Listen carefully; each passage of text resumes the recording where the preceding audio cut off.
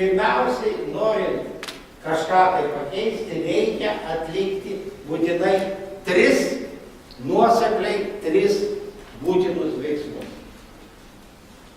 Pirmas veiksmas - prieš keičiant. Reikia žinoti, ką reikia pakeisti.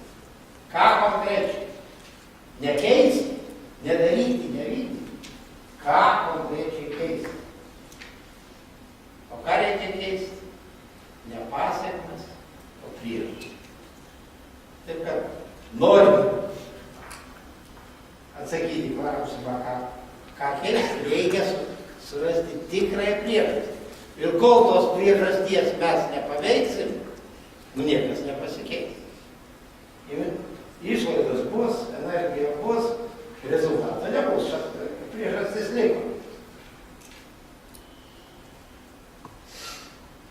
Toliau, kada mes suradom priežastį, kad čia blogybė, tai sako, imkim, pašalinkim tą blogybę. Gerai, pašalinkim, o kas toliau? Reikia ne pašalinti ją, o ją pakeisti kitų variantų. Taip kad antras būtinas - į ką pakeisti, konkrečiai į ką pakeisti. Ir trečias būtinas dalykas. Žinom, ką, į ką ją pakeisti. Viską darom, nesigauna.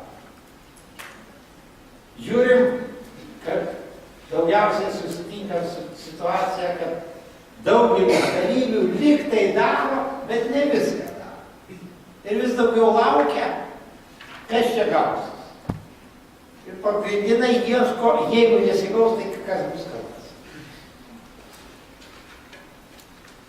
Ir yra tipinė nuostata, visi tvirtina ir rašo, kad žmogui yra įgimta priešintis bet kokiom naujovėm pokyčių.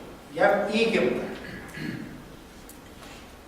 Tai apribojimų teorija ir pradedant nuo jo, kaip sakant, gurų ir pagrindinių galų pasakymų. Tai yra absoliučiai nesąmonė. Žmonėm nėra įgimta priešintis naujovėm. Žmogui yra įgimta jo patirtis. Patirtis sako, jeigu jisai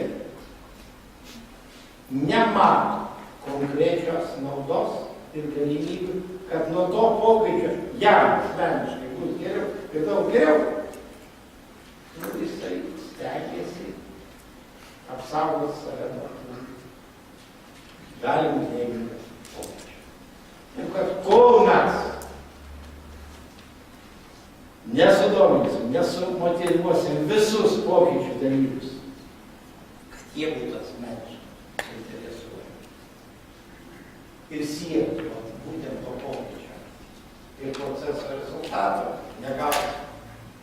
Na, vėlgi tipinis pavyzdys iš švietimo sistemos ir pokalbių su mokytojais. Dažnai sako, klausyk, jau 20 metų. Kalba ir kalba, reforma.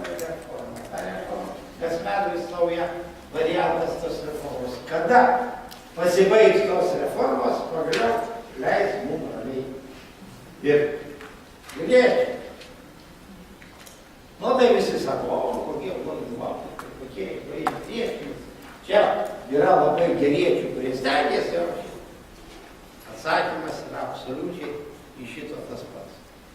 Visi, kurie šitai šneka, jie tikrai yra nuoširdus, jie tik tai šitai kitais žodžiais išreiškia.